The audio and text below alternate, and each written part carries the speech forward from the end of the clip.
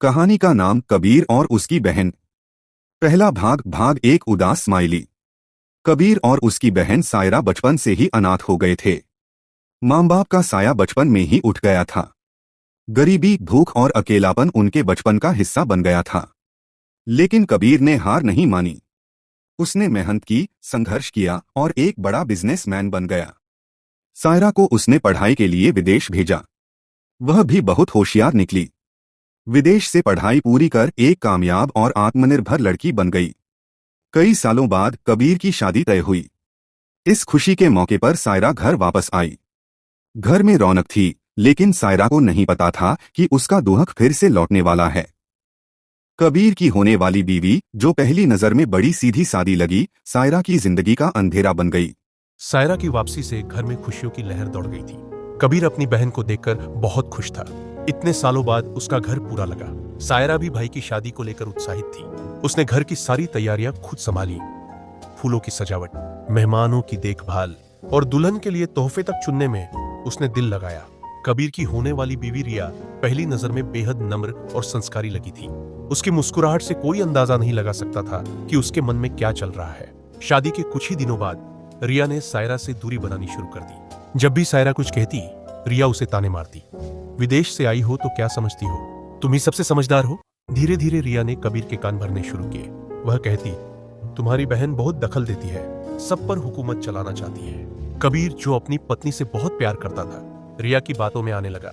सायरा को यह सब महसूस होता था, पर वह चुप रही। वह नहीं चाहती थी कि उसके कारण भाई भाभी के बीच झगड़ा हो। एक दिन सायरा के पुराने दोस्त आदित्य का फोन आया। उसने सायरा को बताया कि उनकी कंपनी भारत में नया प्रोजेक्ट शुरू कर रही है और उसे टीम लीड के रूप में ज्वाइन करना है। सायरा खुश होकर कबीर को यह बताना चाहती थी, लेकिन जैसे ही उसने बात शुरू की, रिया ने बीच में कहा, विदेशी कंपनी में काम करने वाली लड़कियां घर का नाम तक भूल जाती है। सायरा चुप रह गई। कबीर भी बिना कुछ कहे चला गया। उस रात वह बहुत रोई। उसे महसूस हुआ कि जिस भाई के लिए उसने जिंदगी की सारी खुशियां कुर्बान की, वही अब उसे गलत समझ रहा है। अगली सुबह रिया ने सायरा का एक पुराना रहस्य कबीर से छिपा लिया। वो रहस्य जो अगर सामने आ गया तो सायरा की पूरी जिंदगी बदल सकती थी। कबीर की सगाई का दिन था। घर में रोशनी, मेहमान और खुशियों की लहर थी।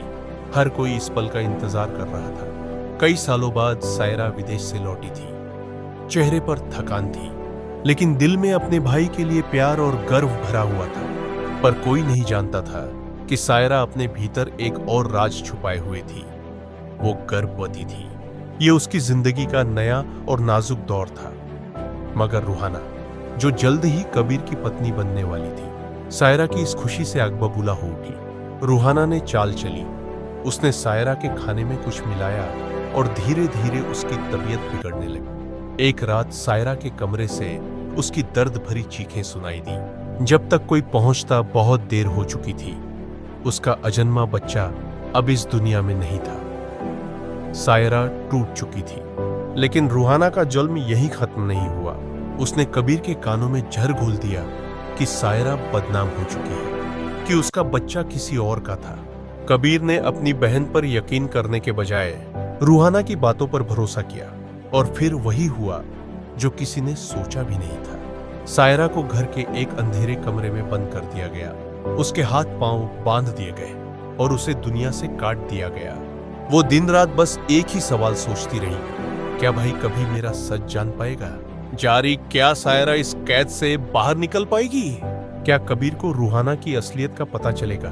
क्या चाहो दोस्त, मैं अगले भाग को थ्रिलर और इमोशनल ट्विस्ट के साथ आगे बढ़ाऊं।